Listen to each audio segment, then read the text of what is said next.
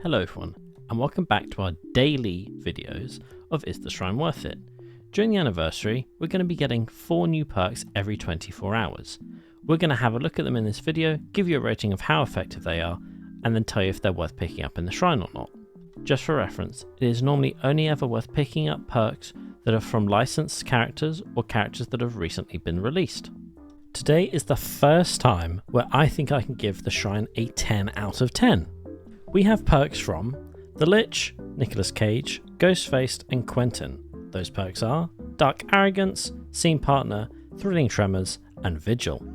Just for reference, this is a 10 out of 10 because every single one of these perks is from a licensed character. Let's get into the survivor perks first. Our first survivor perk is Vigil. Decrease the duration of blindness, broken, exhausted, exposed, hemorrhage, hindered, mangled and oblivious status effects by 40% for you and any survivors within 16 meters. Once out of range, this effect persists for 15 seconds. This is what it looks like in game.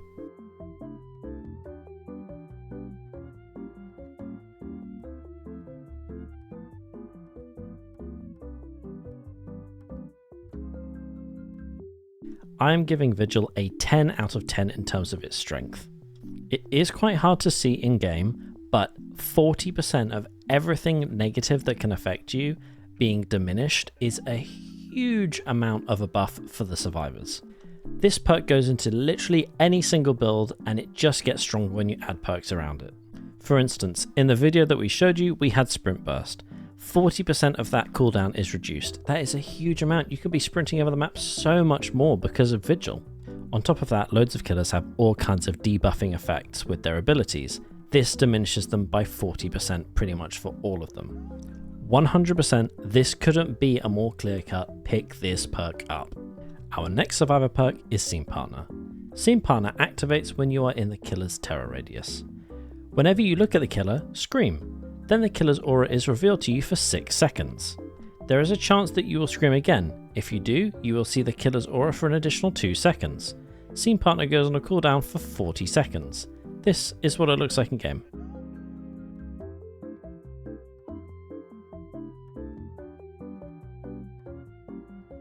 I'm going to give Scene Partner a 9 out of 10 in terms of strength.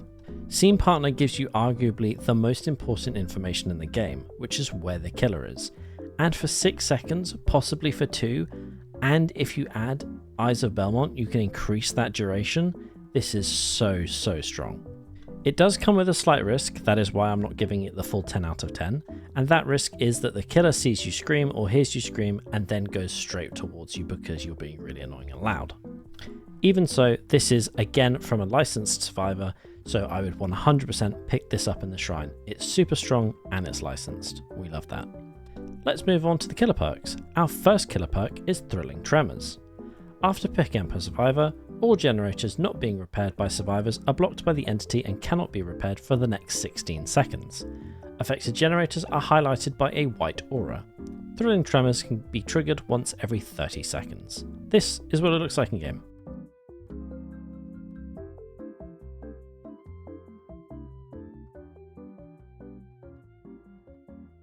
I'm giving Thrilling Tremors a 7 out of 10.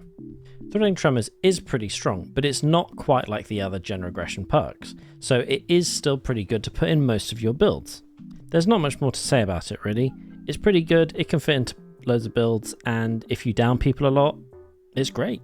This is also a licensed killer perk, so 100% it is worth picking up in the shrine. It's strong and it's licensed, more of the things we love. Our fourth and final perk is Dark Arrogance. Increases the duration you are blinded by any means and the duration of pallet stuns by 25%. However, it increases your regular vault speed by 25%. This is what it looks like in game.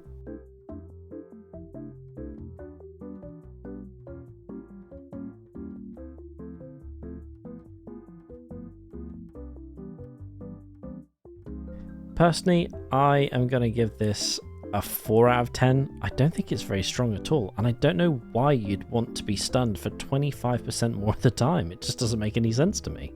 There aren't really any builds that are very popular with really fast vault speeds, so I would probably say it's not really worth putting in any of your builds. The only one I can think of is if you're running Bamboozle and you want an extremely quick vault speed, but even then, not really worth it.